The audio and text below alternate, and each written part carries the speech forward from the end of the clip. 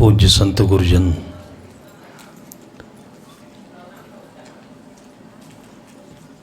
श्रद्धामूर्ति देवियों तथा धर्म प्रेमी बंधुओं,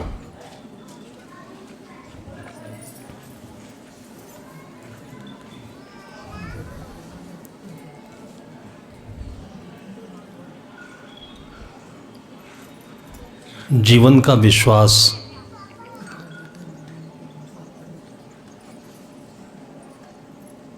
जीवन की गुणवत्ता, जीवन की अमरता,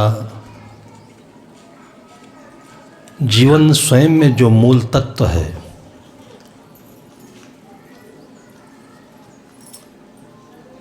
इसका बोध, इसका योग जीवन की सबसे बड़ी शक्ति है।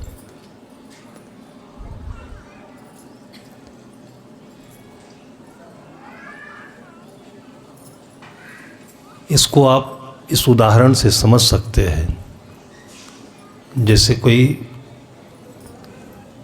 गंभीर मरीज है,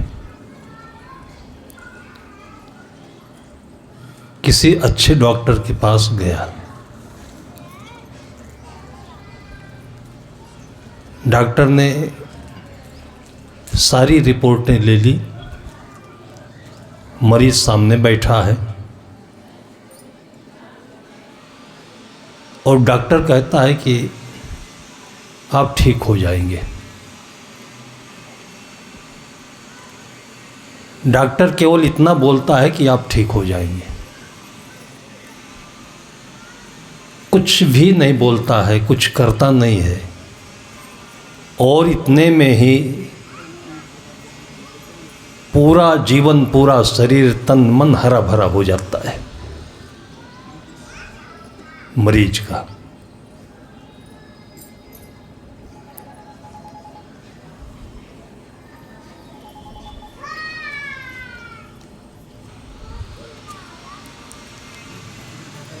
इसी की जगह पर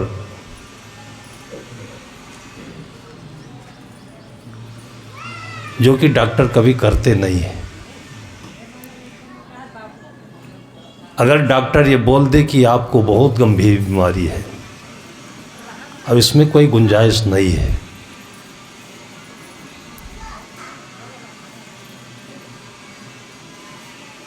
तो उस मरीज के जितने दिन बचेंगे मौत से भी ज़्यादा बदतर होंगे। लेकिन डॉक्टर भी कभी ऐसा करता नहीं है। संत महापुरुषों ने जो अनुसंधान किया है, इतनी गहरी खोज,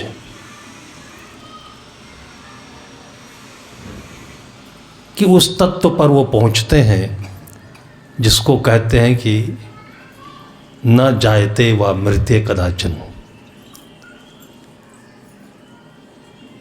वो कहते हैं कि कभी ये जन्मा नहीं, कभी ये मरेगा भी नहीं। अजर अमर अविकार में आदि अंत नहीं मोर।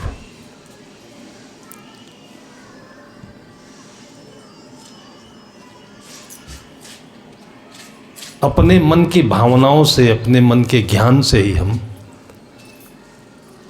अपने जीवन में उत्साहित होते हैं, हतोत्साहित होते हैं। ये मामूली ज्ञान नहीं है। कमजोरी हमारी है कि ध्यान हमारा चारों तरफ बिखरा हुआ रहता है, उन चीज़ों में, उन तत्वों में, उन जगहों पर हमारा ध्यान भटका हुआ है जो अपने आप में मरे हुए हैं। उसमें हमें खूबसूरती दिखती है, उसमें हमें बहुत बड़ा धन दिखता है, और यही जीवन का सबसे बड़े धोखा। और जीता हुआ आदमी इसमें प्रतिपल मरता रहता है, प्रतिपल मरता है। धोखा से बढ़कर मौत क्या हो सकता है? विश्वासघात। पैसे को लेकर के, बंटवारा को लेकर के और तमाम ऐसी बातें होती हैं। आजकल प्रेम विवाह को लेकर के कितने सुसाइड हो रहे हैं, आत्महत्याएं हो रही हैं। थोड़े दिन साथ में थे, बाद में पता चला कि वो विवाहित है, उसको धोखा लग गया।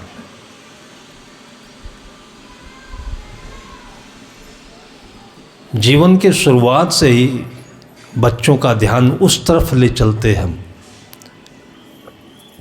जैसे हमारी परंपरा में लोग गले में ताबीज डाल देते हैं, बाहों में ताबीज बांध देते हैं। बहुत छोटी चीज लगती है, अंधविश्वास लगता है, परम विश्वास है यह।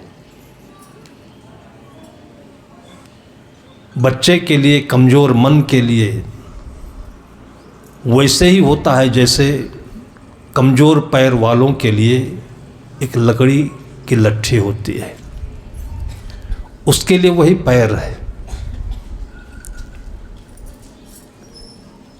जैसे पैर कट जाने पर आजकल कृत्रिम पैर लगाया जाता है, उसके लिए वही ओरिजिनल पैर है।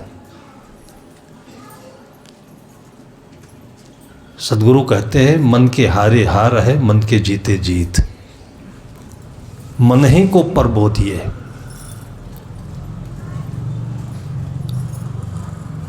इस मन में वो शक्ति भरिए जो अटूट हो, जो खंडित न हो, जो अटल हो, वहां से डिगे नहीं। जीवन में कोई साथी नहीं चाहिए, जो हमारे साथ में है उसका साथ चाहिए। बचपन से हम बच्चों का ध्यान मरी मरी चीज़ों में बहलाते हैं, फुसलाते हैं, मजाक करते हैं, तो भी धीरे धीरे उसके मन में वही बस जाता है।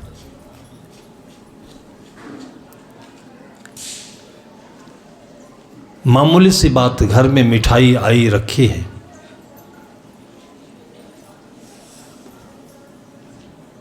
और उस मिठाई को बचाने के लिए बच्चों से माँ झूठ बोल देती है। बच्चा उस कमरे में मत जाना, वहाँ भूत रहता है, भूत। मिठाई खा ले तो बुराई नहीं है, कुछ नुकसान नहीं है, लेकिन 2 पैसे की मिठाई बचाने के लिए माँ बोल देती है भूत रहता है। पूरी जिंदगी भर उस भूत से वो प्रताड़ित रहेगा, पीड़ित रहेगा। वो आपने मजाक कर दिया और उसके मन में ये कमजोरी बन करके सदैव उसको हर जगह संत्रासित रखेगा। जीवन सहज भी है और जीवन बहुत कठिन है। सहज तब है जब अपने जीवन का ख्याल बना रहे, कठिन तब है जब मौत का संशय मंडराता रहे, छूटने का संशय, मौत का संशय मंडराता रहे, और उस चीज का बोध हो जाने पर जो कभी छूटता नहीं है, जो सदैव साथ रहता है। इसको यूं भी समझ सकते हैं जैसे आप तो स्वयं साथ में हैं ही, लेकिन आप विखंडित कैसे होते हैं। एक साथी बनाया, आपके पास 100 पैसे थे, 1 रुपया, अब पैसे की कीमत नहीं रह गई, 100 रुपया ले लीजिए। उसको आपने तोड़वाया नहीं तो 100 रुपये आपके पक्के हैं। उसको आपने तोड़वा दिया, 1 रुपये किसी को दे दिया तो आपके पास बचे 99 ही, दूसरा दिया फिर 98 बचे। देते तो आप केवल 1 हैं, लेकिन आपके पास जो मूल पूंजी है वो कम होती जा रही है। और देते देते होश में नहीं थे और अंत में सब दे दिया। आपको लगता है कि मैंने अपना ही तो दिया है, और उसके बाद जब होश आया तो पता चला कि हमारे पास कुछ भी नहीं है। नीतिकार कहते हैं कि पुस्तके स्थित विद्या पर हस्तगतम धनम कार्य काले समुत्पन्ने ना सा विद्या ना तद धनम। किताबों में लिखा हुआ ज्ञान, उसी को रामायण कहते हैं, उसी को बीजक कहते हैं, उसी को महाभारत कहते हैं, गीता कहते हैं, कुरान बाइबल कहते हैं। उसे गीता कहती है कि गीता किताबों में नहीं है, जो गाता है गीता वहाँ है। वेद पोथियों में नहीं है, वेद वेदना जहाँ होती है वहाँ है वेद। और बीजक का शुद्ध अर्थ होता है, बीजक बीज शब्द से बना है, जहाँ बीज है वहाँ बीजक है। और बीज आपके अंतर में है, जहाँ से सारी योजनाएं बनती हैं, विचार बनते हैं, जहाँ से सारे प्रकरण और संदर्भ बनते हैं, वो बीजक का है। और संत जो बोलते हैं वो वेदना है, वो पीड़ा है, नहीं तो बोलने की कहीं जगह नहीं है। हम देख रहे हैं कि आपकी जिंदगी के टुकड़े टुकड़े हो रहे हैं। कोई हत्यारा, कोई आपका दुश्मन, आपका प्रेमी बनकर और आपको खंडित कर रहा है। आपको लग रहा है कि हमारे ये दोस्त हैं, हमारे मित्र हैं। एक दोस्त आपने बनाया तो 1 रुपया गया आपका। आपके 100 रुपये आत्मबल में से अगर आपके आत्मबल को हम तौलें तो मान लीजिए 100 ग्राम है वो, तो एक मित्र आपने बनाया तो आत्मबल आपका 1 ग्राम चला गया। और जितने मित्र हैं उतने ही ग्राम आप धीरे धीरे कमज़ोर होते जा रहे हैं। सद्गुरु कहते हैं कि अपने आप है मित्र सब, अपने आप है शत्रु। जिसके मन में द्वैत भाव नहीं है, कोई कटुता नहीं है, कोई झगड़ा नहीं है, सभी मित्र हैं, कोई मित्र नहीं है।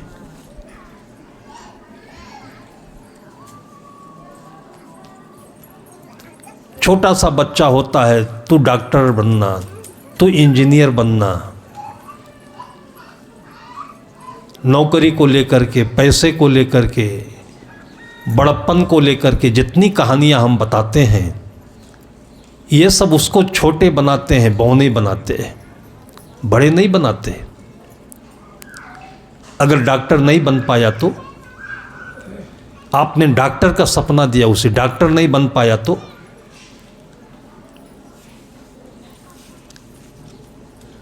नेपाल की घटना है।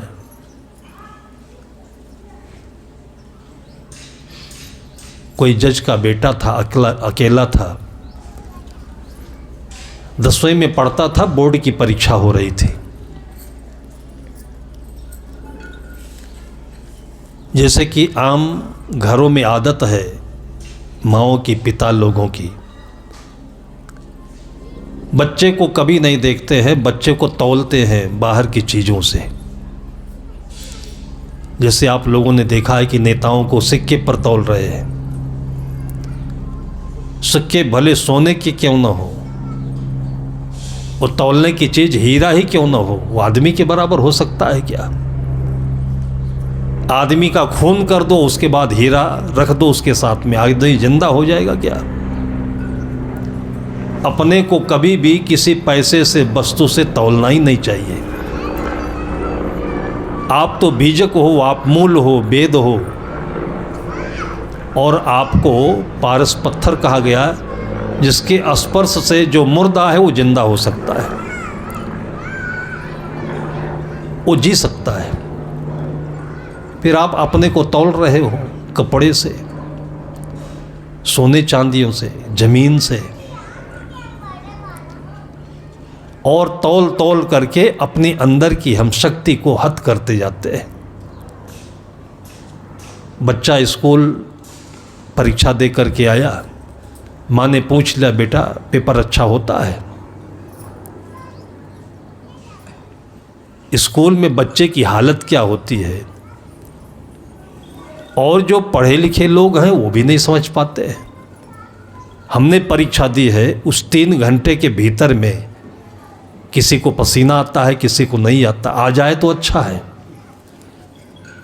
पसीना आ जाए, सुसु लग जाए वो भी ठीक है, पेपर हाथ में आते ही पेशाब लग जाता है, वो ठीक है कि डर निकल तो गया। नहीं आए तो दिक्कत है, किसी को दुख पड़े रो ले तो ठीक है, नहीं रोए तब दिक्कत है, नहीं रोएगा तो कपार पीटेगा फिर वो। रोना या गाना ये दोनों सेफ्टी वाल हैं जीवन के, उसी को आप प्रार्थना में गा लीजिए, दुख कम पड़ जाएगा। वो तरीका नहीं मालूम तो स्वाभाविक रूप से बच्चा रो लेता है, इसलिए बच्चे दुखी नहीं रहते हैं। रोना बंद कर दे बच्चा तो ज़्यादा जिंदगी नहीं चल सकती उसकी। बच्चे से पूछते हैं, बेटा पेपर कैसा हुआ?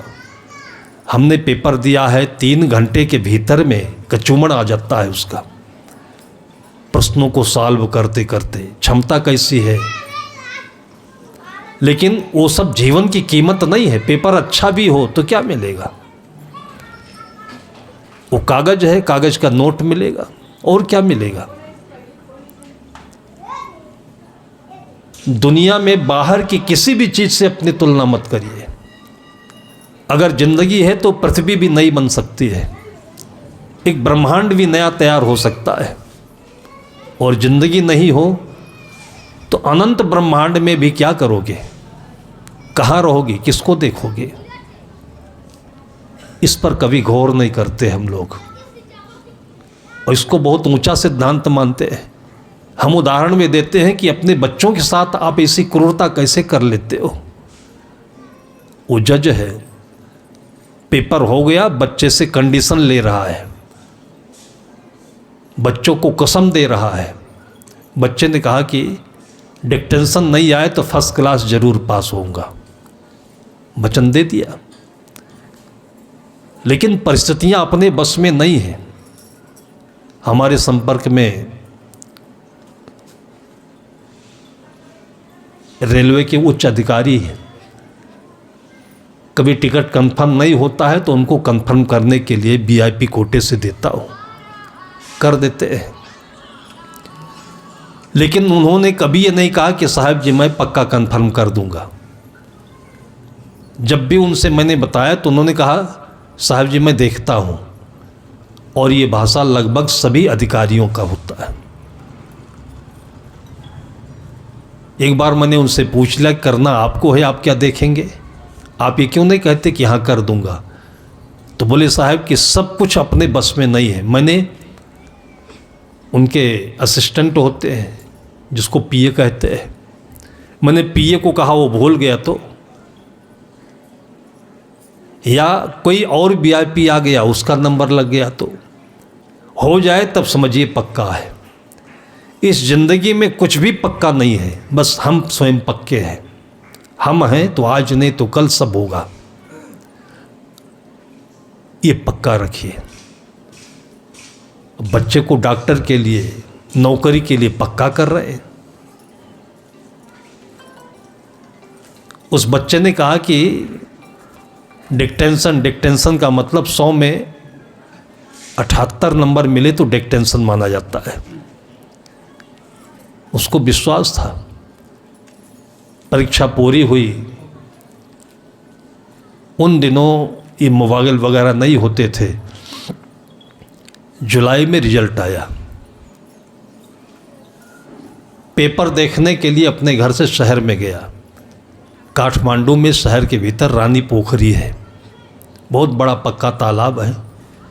उसके चारों तरफ सुबह होते होते पेपर बेचने वाले खड़े हो जाते हैं। उसको विश्वास था, पेपर में देखा तो फर्स्ट क्लास का नंबर अलग आता है, सेकंड का अलग, थर्ड का अलग, फेल वालों का नंबर नहीं आता है।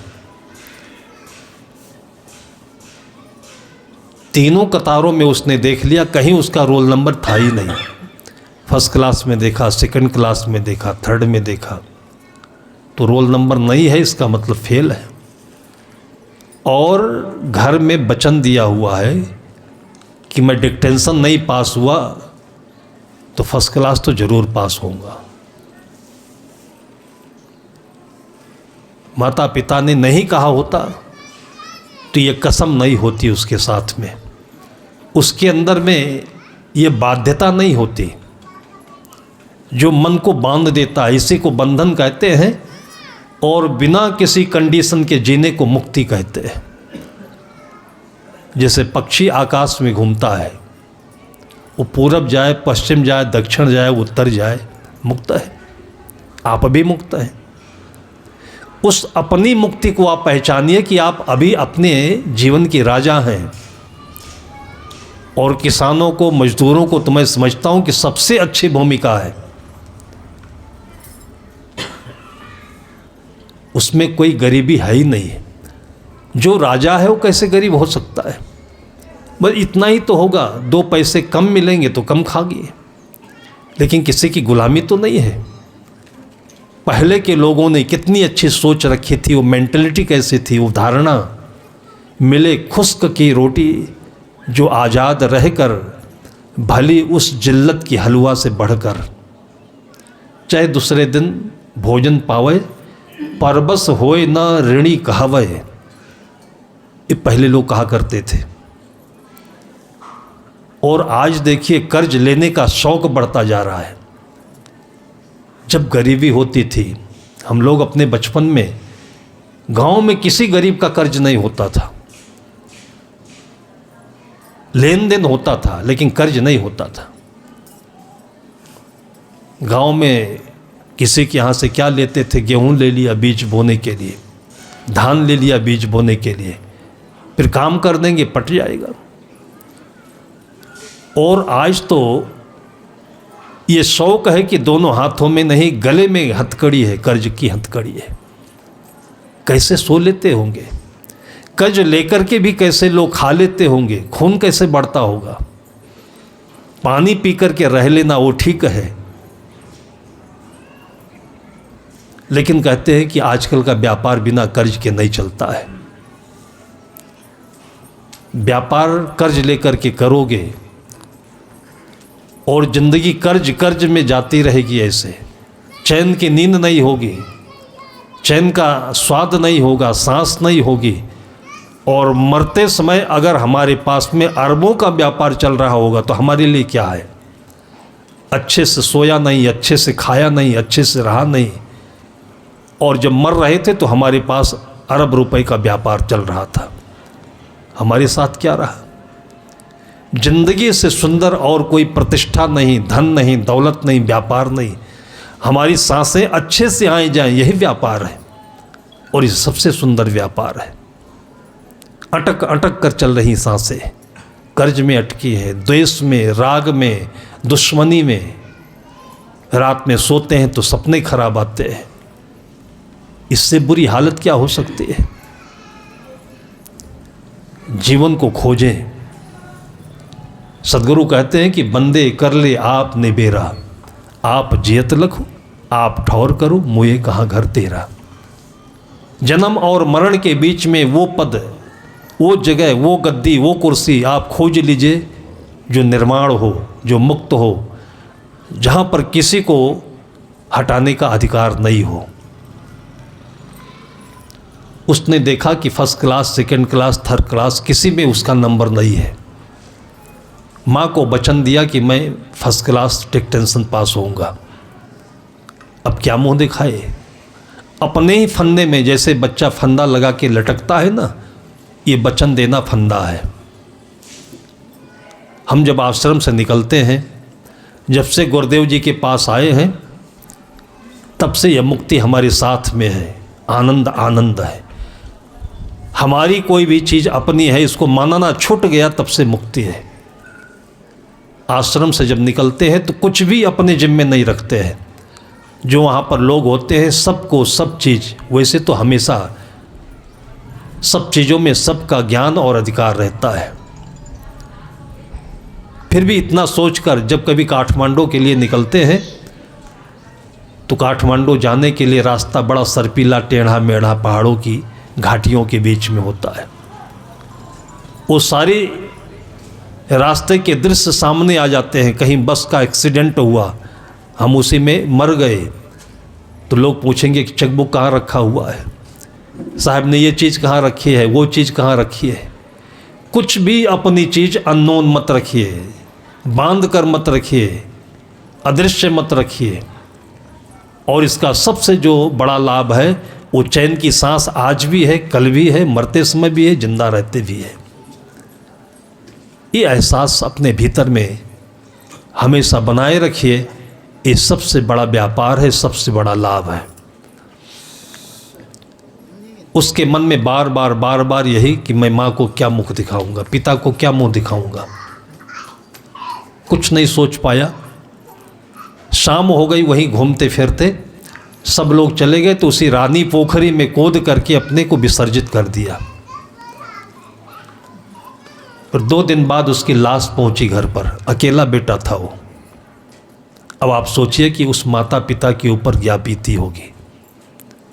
लेकिन बीत जाता है सब कुछ। 1 महीना और बीत गया। जो पास हुए थे वो अपना मार्कशीट लेने स्कूल चले गए बच्चे, और जो लेने नहीं गए उनके घर पर मार्कशीट बाई पोस्ट भेज जाती थी। उस ज़माने में वो नहीं गया लेने, उसकी मार्कशीट घर पर आई 1 महीने के बाद। और जब बंद लिफाफा खोला गया, मार्कशीट को देखा पिता ने, उसका बेटा पूरे बोर्ड में टॉप मोस्ट पर था, पूरे बोर्ड में टॉप मोस्ट पर पास किया था। लेकिन अखबार वालों की गलती से उसका रोल नंबर अखबार में गजट नहीं हो पाया था।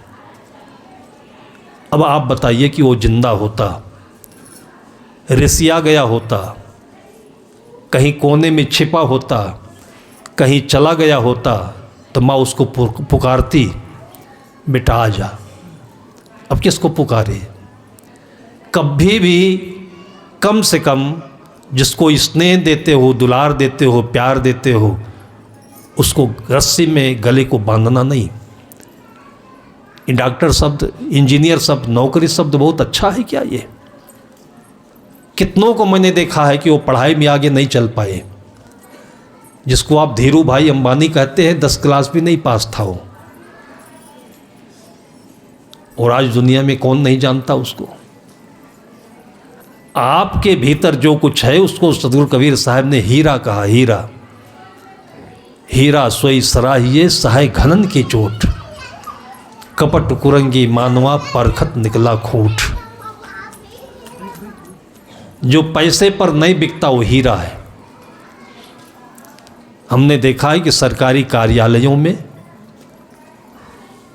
हमारे भक्त का एक परिवार का व्यक्ति चपरासी का काम करता था BSNL में, सरकारी टेलीफोन विभाग में। घूस लेना तो छोड़ दीजिए, घर में,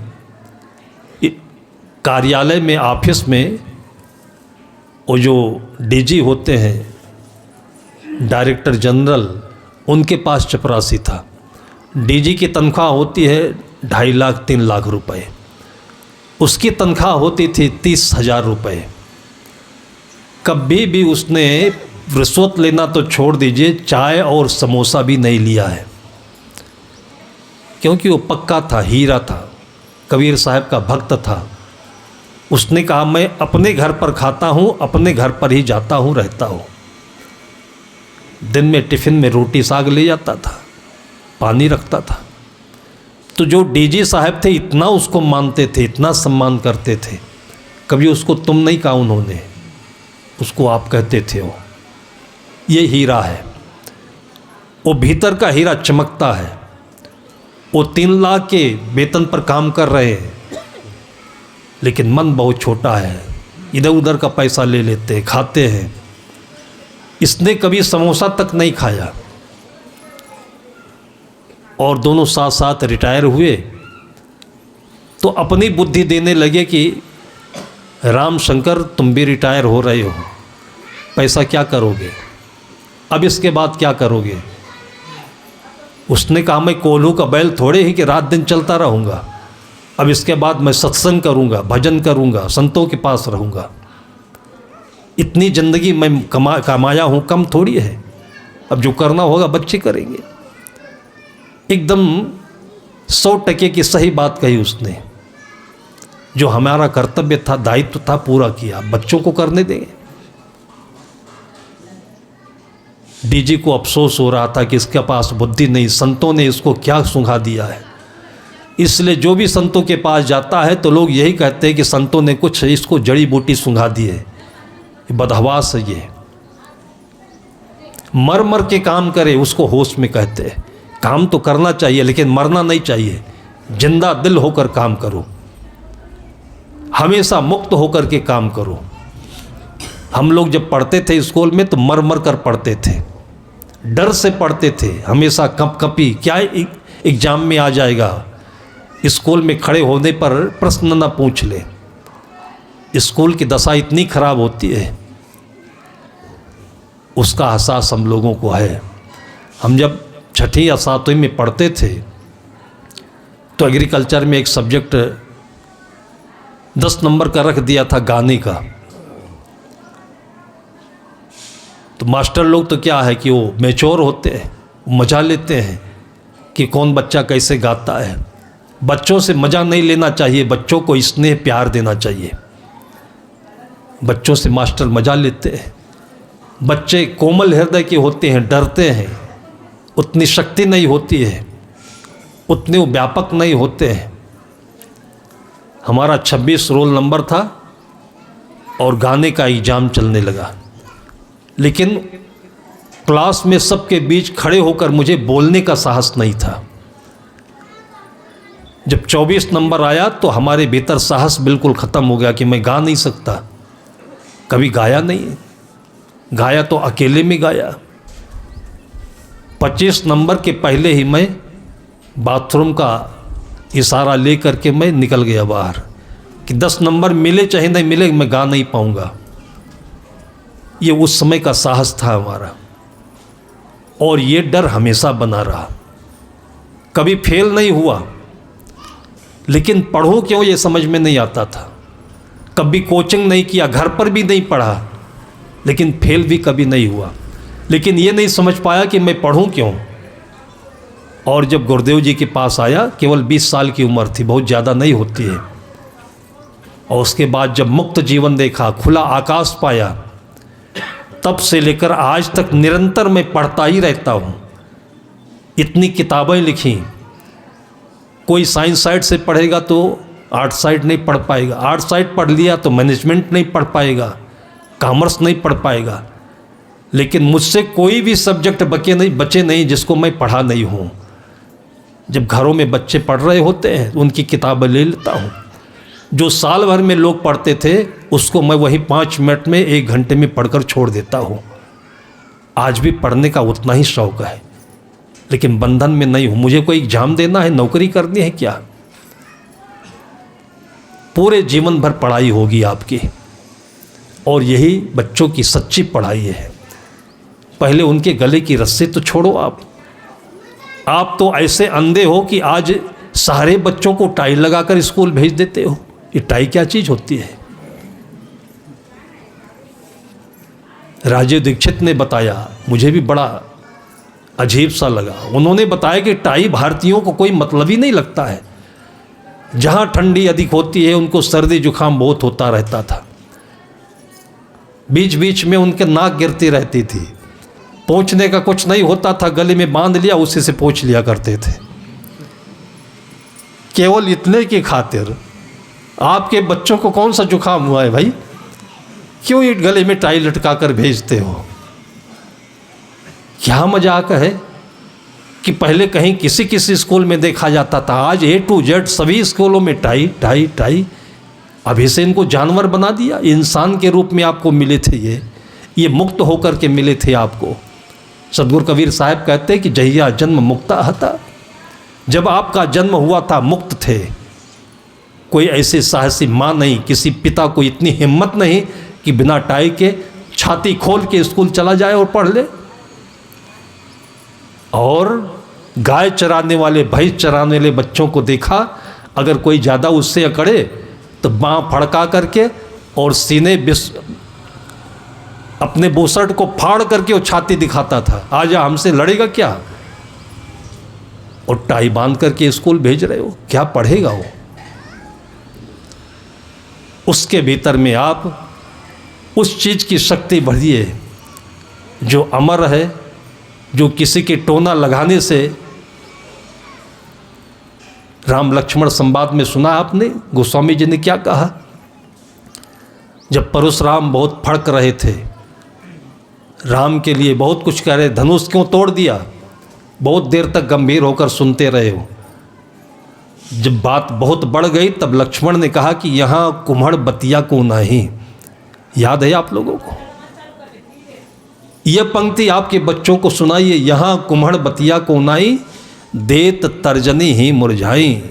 लक्ष्मण ने कहा कि इतनी देर सुनते सुनते बहुत हो गए, ये हमारे दो साथ में जो देख रहे आप, ये कुम्हड़े की बतियाँ नहीं है कि उंगली दिखा दोगे तो ये मर जाएगा, मुरझा जाएगा। हम आत्मा हैं। ये बच्चों की आपकी ताकत होनी चाहिए और ये शिक्षा होनी चाहिए कि बच्चे डरे नहीं, मरे नहीं कभी, और बच्चे कभी विवश नहीं हो, कभी हारे नहीं। माँ भी डरवा देती है, पिता भी डरवा देता है, और स्कूलों में तो सब मतलबी और बाग होते हैं, धाक जमाते हैं कि मैं अरे गहरे मास्टरों में से नहीं हूँ। आते ही धाक जमा देता है मास्टर, और फिर बच्चा पढ़ेगा कैसे। जो सच्चा शिक्षक है वो स्कूल में क्लास में आते ही बच्चों का दिल खोल देता है। बच्चों का पढ़ने में मन क्यों नहीं लगता है कि जिस बर्तन में आपको कुछ रखना है, पहले उस बर्तन के ढक्कन को खोलिए। इस साधारण इंसान भी ऐसा ही करता है, बर्तन के ऊपर जो ढक्कन है, कपाट है, उसको खोलिए। बच्चों का हृदय कमल बंद रहता है, उसके हृदय कमल को खोलने के लिए एक खुशी चाहिए। उसको शिक्षक का आशीर्वाद भी कह सकते हो, मनोरंजन भी कह सकते हो। सेतु, हृदय से हृदय मिल जाए, दोनों का सेतु बन जाए। ऐसे कोई कोई अध्यापक होते भी हैं। हमें याद है कि हमारे यहाँ जब हम लोग डिग्री कॉलेज में पढ़ते थे तो मिलिट्री साइंस सब्जेक्ट होता था। तो माधवेंद्र प्रताप सिंह बड़ी अच्छी पर्सनालिटी थी, और जब क्लास में आ रहे होते थे तो बाहर से ही हंसते मुस्कुराते। क्लास में बच्चे उनको देखते ही उनके स्वागत में खड़े हो जाते थे।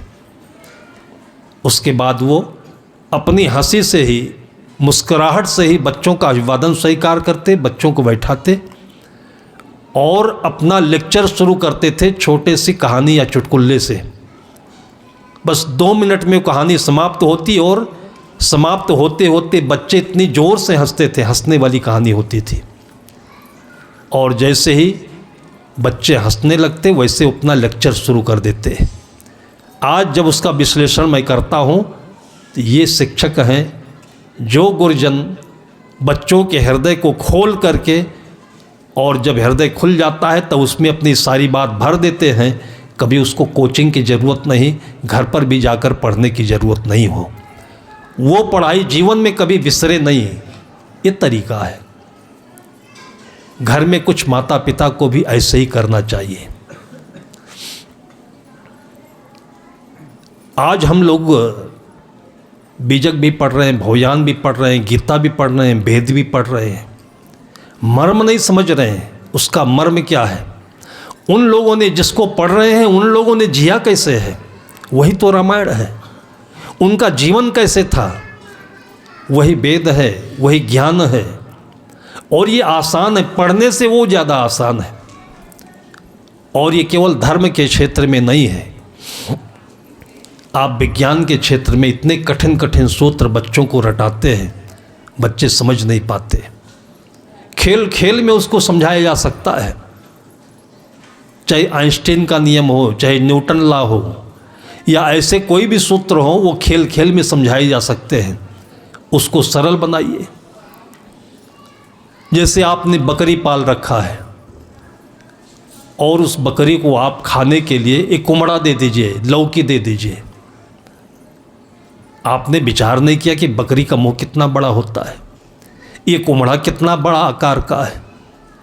अब बकरी सूंघेगी तो खाने की चीज़ तो है, लेकिन खाए कैसे हो? ऐसे ही छोटे छोटे बच्चों को आप विज्ञान के सूत्र पढ़ा रहे हो, दिमाग से रटते हैं फिर भूल जाता है, रटने फिर भूल जाता है। ऐसे हम लोग भी करते रहते हैं। अगर कहीं भी सरलीकरण, जैसे चीनी है, चीनी कोई खाने की चीज़ होती है क्या? चीनी तो शरबत बनाकर पिलाने की चीज़ होती है। आप पानी में चीनी को घोलिए, उसमें नींबू मिला दीजिए तो और क्या बात है, और उसके बाद उसी में केवड़ा जल मिला दीजिए, गुलाब जल मिला दीजिए,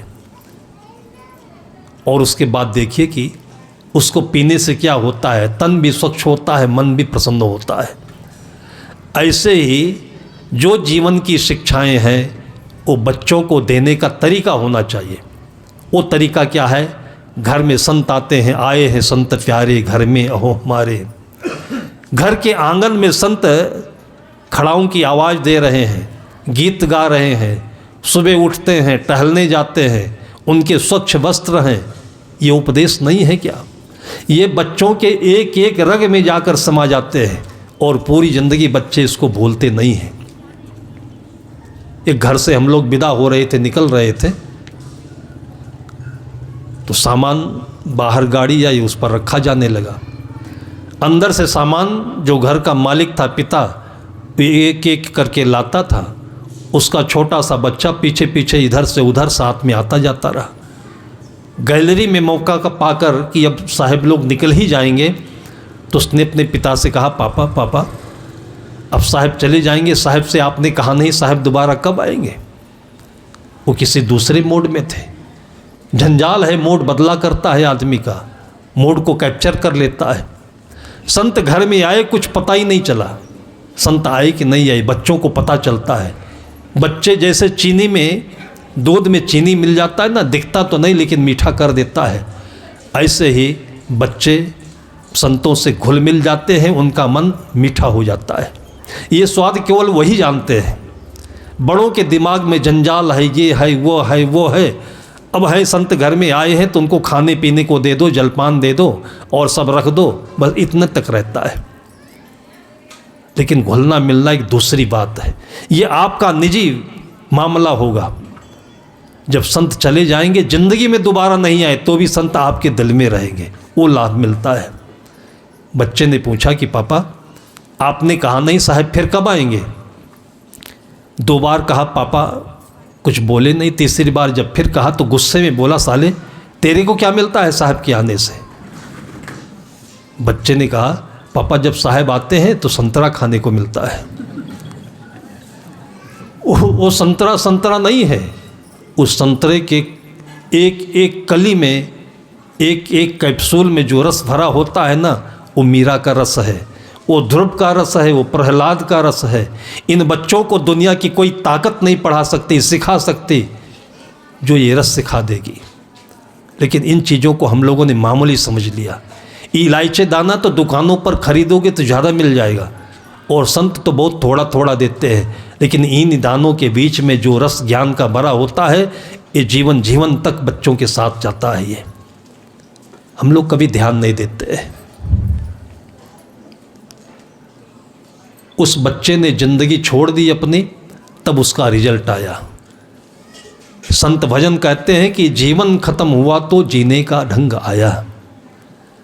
आज इसी तनाव के कारण से, मन की व्यथा के कारण से, स्कूल में तनाव हो, घर में तनाव हो, खाना पीना भी बदल रहा है। आप लोगों ने कभी विचार नहीं किया होगा कि ये बच्चे पिज़्ज़ा क्यों ज़्यादा मांगते हैं, ये चरफरी चीज़ें क्यों मांगते हैं। जो साफ सुथरे बच्चे हैं, अभी नई उम्र के हैं, छोटे उम्र के हैं, वो नहीं मांगते हैं। अभी मैं बाहर से आया, अब किसके घर का है वो तो नाम मुझे पता नहीं, बताऊंगा भी नहीं। 2 बच्चे मिल गए, मेरी इच्छा हुई इन बच्चों से बातचीत करूं। भाई बहन रहे होंगे, छोटी बहन थी, बड़ा भाई था। मैंने पूछा पढ़ते हो? तो बड़ा थोड़ा सा डर रहा था और छोटी बच्ची नहीं डरी। उसने कहा पढ़ते हैं। मैंने कहा किस क्लास में? बोली 1 क्लास में। बड़े वाले से पूछा तो वो नहीं बोल पाया, छोटी ही बताई ये 3 क्लास में पढ़ते हैं। मैंने कहा बहुत तेज है ये। फिर मैंने कहा कुछ खाया, जलपान किया? तो कहाँ खाया। मैंने कहा क्या खाया? तो बताई मम्मी ने बनाई थी, बड़ा चुरचुर हो गया था। मैं छत्तीसगढ़ी नहीं बोल पाऊँगा। मिर्चा बढ़ डाल दी। ये उस बच्ची की वेदना है। ये जो चीज़ हम समझाते हैं, उस बच्ची ने कहा कि मम्मी मिर्चा डाल दी, बड़ चुरचुर लागत है। उस मिर्चे को आप हाथ में लगा दीजिए तो हाथ में चुरचुर लगता है, अगर उसको आँख में लगा दीजिए तब देखिए क्या होता है। आप पेट में डाल रहे हो। बच्चे की आंतें कितनी कोमल होती हैं, उसको सह सकती हैं कि नहीं सह सकती है, आपने कभी विचार नहीं किया। आपने मक्खन नहीं खिलाया, दूध की मलाई नहीं खिलाई, घी नहीं दिया, उसके अंदर की जलन को कौन दूर करेगा? मन में जलन है, पेट में जलन है। और ऐसा ही भोजन करते करते ये बच्चे हमारे एंजाइटी के शिकार हो जाते हैं। और जब सही रस रक्त नहीं बनता है तो मन दौड़ता है, चंचल होता है। और बहुत सारे ऐसे बाउंडर जब मन में बन जाते हैं तब ये लोग दारू पीने लगते हैं, नशा करने लगते हैं। सारा दोष हम लोग इन्हीं का दे रहे हैं, जो पीने वाले हैं। सारा दोष इन्हीं का दे रहे हैं। भाई खेत में धान आज ऐसे ही थोड़ी पैदा हो जाएगा। 2 महीना पहले आप उसमें मताई करेंगे, रोपा करेंगे, खाद डालेंगे, निकाई करेंगे, तब आपको धान में बालियाँ दिखेंगी। कोई भी पेड़ पौधा उगने में, फलने में समय लगता है। अचानक आपके बच्चे दारू कैसे पीने लगे? कहीं न कहीं हमारे अंदर में कमजोरी है, इसका बैकग्राउंड सही नहीं है। पूरे छत्तीसगढ़ में मैं देखता हूँ, आज से 30-40 वर्ष पहले से मैं छत्तीसगढ़ आ रहा हूँ, और जब शुरू में आया था तो इतना सुंदर ये प्रदेश लगता था। आबादी भी कम थी और सड़कें भी कम थी, तो बैलगाड़े पर हम लोगों के सामान चले जाते थे। हम लोग चना का बोट ले लेते थे, वो खाते, भजन गाते, धुर्रा उड़ाते दूसरे गांव पहुंच जाते थे।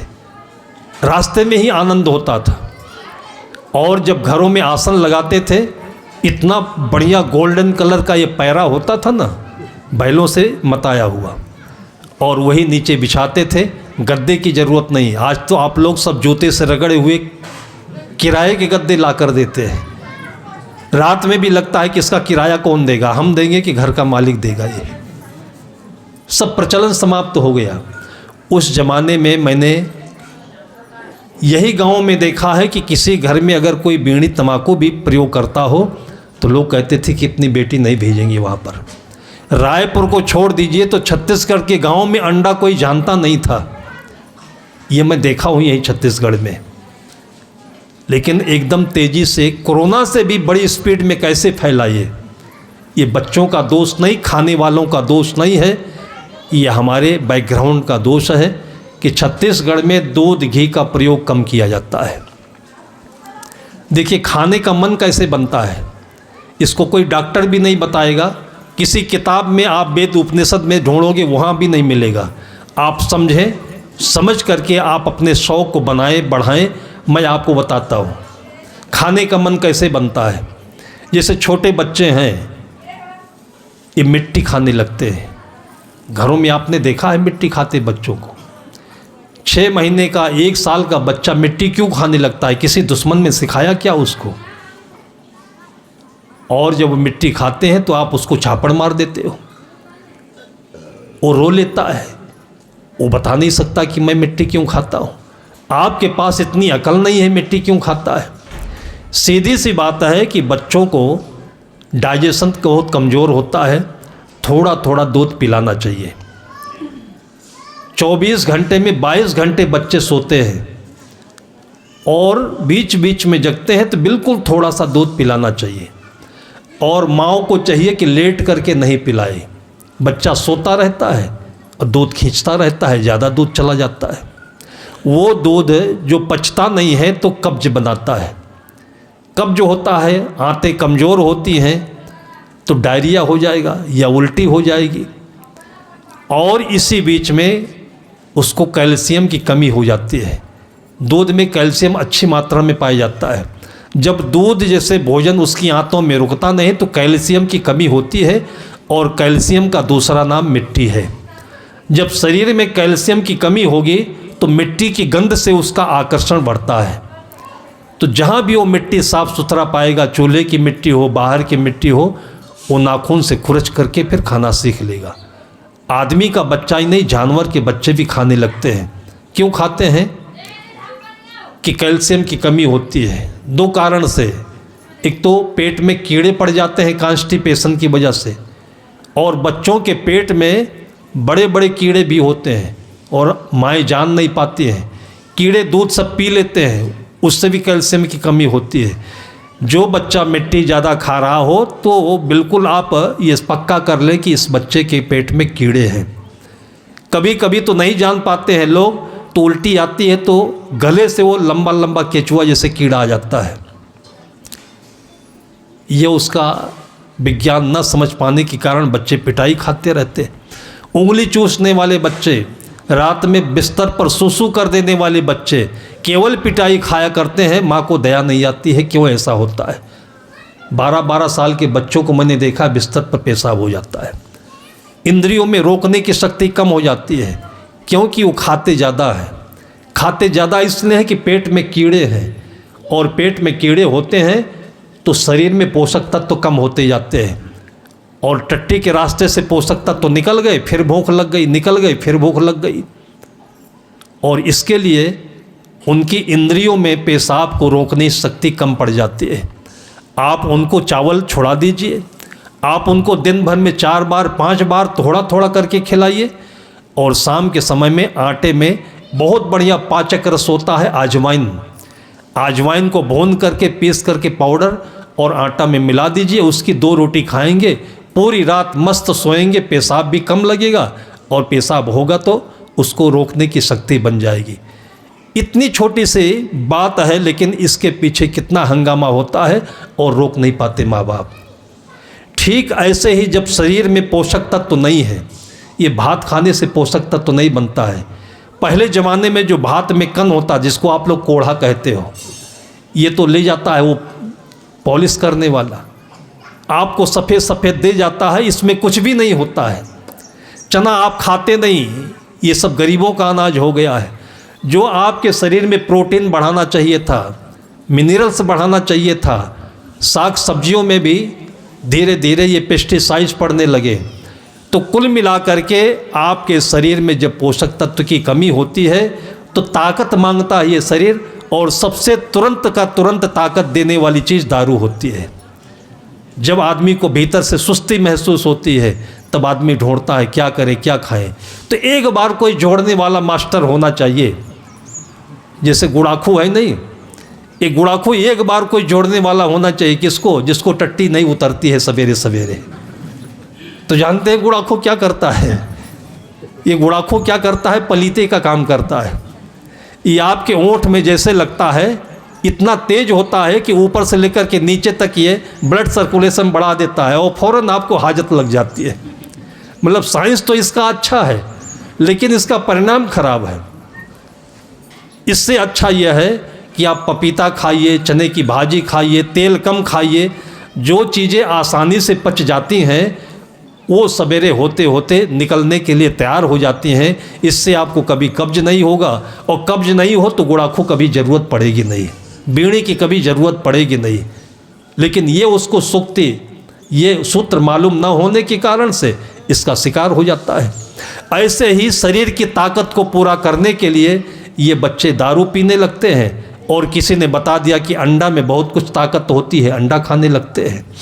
और एक बार इसकी गिरफ्त में फंस जाने के बाद फिर इसको बचाने के लिए इनके लिए बहुत बड़े मनोबल की ज़रूरत पड़ती है। मनोबल देना चाहिए, प्यार देना चाहिए, तो दरुआ दरुआ बोल करके उसको और मनोबल घटा देते हैं।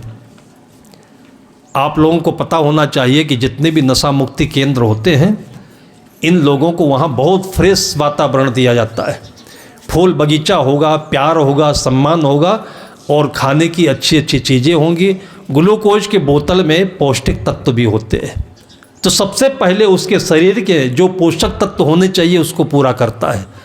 फिर नींद की गोली देता है जिससे उसको अच्छी नींद आए। जब नींद अच्छी लगेगी, पोषक तत्व मिलने लगेंगे, तो 3 महीने के अंदर में दारू भूल जाता है।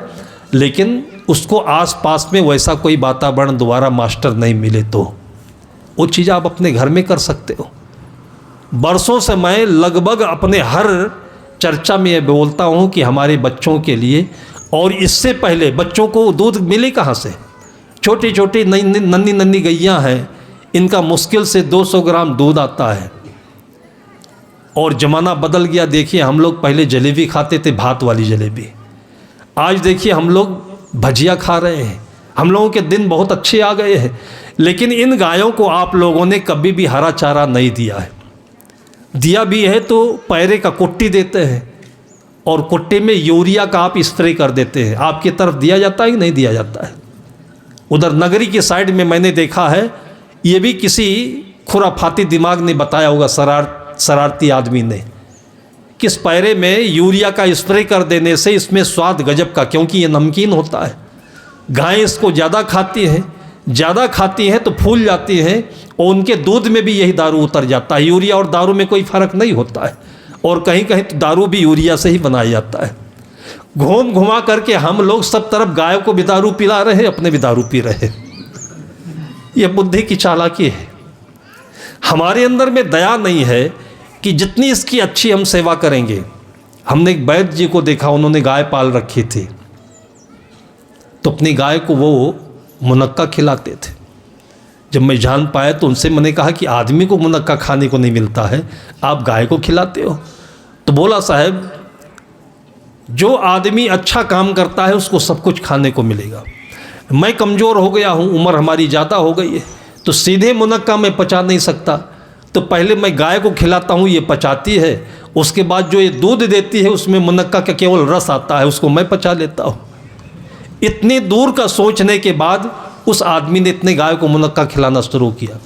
तो नहीं आप मुनक्का खिला सकते हैं तो बरसीम घास खिलाइए, हरा चारा खिलाइए, और आपके शरीर में खून की सबसे बड़ी ताकत हरी पत्तियों से, हरे चारे से होती है। इसलिए जितने भी अच्छे डॉक्टर होते हैं, लीवर की बीमारी में आज तक दुनिया में कोई भी ऐसी दवा नहीं आई हुई है। लिप 52 हिमालय कंपनी वाले बनाते हैं, तो लिप 52 भी क्या है कि ये सब हरी पत्तियों का रस होता है। जितने भी डाइजेशन के लिए, लीवर के लिए सिरप आते हैं, सब में बस यही रस, जितने हरी पत्तियां होती हैं इनका रस होता है, फलों का रस होता है। वो चीज़ आप डायरेक्ट ले लीजिए। आज अगर हमारे इस समाज में इन चीज़ों का प्रचलन बढ़ जाता तो ये चीज़ें यहाँ पर बहुतायत से बढ़ती नहीं। मारवाड़ियों के क्षेत्र में आप जाइए, उनके बच्चे दारू बहुत कम पीते हैं। बहुत ज़्यादा कहीं बिगड़ गए हों कुसंग में पढ़ करके। और कम क्यों पीते हैं कि जहाँ भी आप मारवाड़ी के घर में जाइएगा तो दिन भर में 2-4 आइटम दूध वाले, मालपुआ है, खीर है, मासूदी है, दही है, ऐसे ऐसे आइटम होते हैं जो प्रोटीन से भरपूर होते हैं। मैंने बहुत गहराई से इसका निरीक्षण किया। मैं गुजरात भी जाता हूँ, राजस्थान भी जाता हूँ, आपके छत्तीसगढ़ भी आता हूँ, और इसलिए आपके बच्चों को मैं लालच देता हूँ। आप लोगों के सामने मैं ये बातें इसलिए रखता हूँ कि आप अपने बच्चों को पीटिए नहीं, चिढ़ाइए नहीं। इनका कोई दोष नहीं है, बल्कि आप साइड से, बैक डोर से इन बच्चों को खाने पीने की अच्छी व्यवस्था दीजिए, और उसके बाद देखिए कि पूरे छत्तीसगढ़ से ये दोनों चीज़ें धीरे धीरे खो जाएंगी। हम सरकार पर दबाव देते हैं, सरकार कहती है कि हमको विकास करना है। बघेल जी जब आते थे हमारे पास, कई बार उनसे मैंने चर्चा की। वो हंसते हैं, बोलते हैं कि पब्लिक को हमें पैसा भी देना है तो पैसा कहाँ से लाएंगे? इधर से देते हैं, उधर दारू से निकाल देते हैं। अब उनको भी तो एक व्यवसाय करना है, जैसे आप करते हैं वैसे उनको करना है। तो कोई भी सरकार आ जाए, ऐसी बात नहीं कि वो नारा दे देंगे तो छोड़ देगा। ये कोई भी छोड़ा नहीं सकता है जब तक आप नहीं छोड़ेंगे। और आपके लिए भी ज़बरदस्ती नहीं है। आप अच्छी अच्छी चीज़ें जो खाने के शौकीन होइए। आप अभी कल परसों किसी घर में मैं ऐसे शाम को चर्चा कर रहा था, और इन बातों को भी बोलने में हम लोगों को भी धर्म संकट है। एक गांव में ऐसे मैंने बड़ी चर्चा की खाने पीने की, फलों की, साग सब्जियों की। शाम को मैं टहलने के लिए निकला हुआ था, तो एक चौराहे पर 4-6 नौजवान लड़के आपस में बातचीत कर रहे थे कि जो कथाकार ये साधु आया हुआ है, महात्मा, ये बड़ा चालाक है। तो कोई बूढ़ा आदमी था, उसने कहा चालाक क्यों है? उसने कहा कि इसको जब सेब खाने का मन होता है, संतरा खाने का मन होता है, तो कथा में लोगों को बोल देता है कि आप लोग संतरा खाया करिए। बस दूसरे दिन इसके पास संतरा ही संतरा चढ़ने लगता है, सेब ही सेब चढ़ने लगता है। उसने कहा कि वो संतरा जो चढ़ता है उसमें तो केवल एक भर उनके हिस्से में पड़ता है, बाकी तो सब बांट देते हैं। लेकिन वो नाम सुन करके आपके बच्चे ज़िंदगी भर संतरा खाएंगे, तुमको अपने स्नेह में, प्यार में ये चीज़ नहीं दिखती है। हम लोगों को धर संकट ये है। अभी कल परसों की बात बता रहे हैं, मैंने बच्चों के लिए बताया कि भाई झाड़े का दिन चल रहा है, इनको सोंठ का लड्डू खिलाया करिए आप। इनके हाथ से आप ऐसे आइटम जो ये बाहर चुरा कर खाते हैं, जैसे पानी पूरी है, पानी पूरी जिसको गोलगप्पा कहते हो, ये टेस्टी बहुत होता है। इसको मना करने से ये मानेंगे नहीं। तो मैं इनको बताता हूँ कि जो बाहर पानी पूरी का पानी आता है, इसमें ये लोग तेजाब मिला देते हैं। आप जो गुटखा खाते हो, इसमें तेजाब मिला होता है, इसलिए तेज ज़्यादा करता है ये। और इसका प्रमाण आपको ढूंढना हो तो किसी ग्रेनाइट पर या टाइल्स आपके घर में लगा हुआ हो और वो गुटखा खाकर थूक दीजिए, उसके बाद वो साफ़ नहीं होगा। वहाँ जो जलेगा, जो दाग पड़ेगा, उसको फिर मिटाया नहीं जा सकता है, वो तेजाब का दाग होता है। अब वो दाग आपके दांतों में भी पड़ सकता है, आपके गलफड़ में पड़ेगा, वही कैंसर बनता है। तो मैंने उस घर में ये तरकीब बताया कि आप पानी पूरी वहाँ से मत खिलाइए, अपने घर पर महीने में एक दिन इन बच्चों के हाथ से बनवाइए। ये बनाने में भी इन बच्चों को ज्ञान बढ़ेगा, रसोई का ज्ञान बढ़ेगा कि समोसा कैसे बनता है, टिक्की कैसे बनती है, पानी पूरी कैसे बनती है। और कल को ये जहाँ भी जाएंगे उस घर को इन्हीं चीज़ों से सजा देगी, इनका ज्ञान बढ़ेगा, इनकी पढ़ाई बढ़ेगी।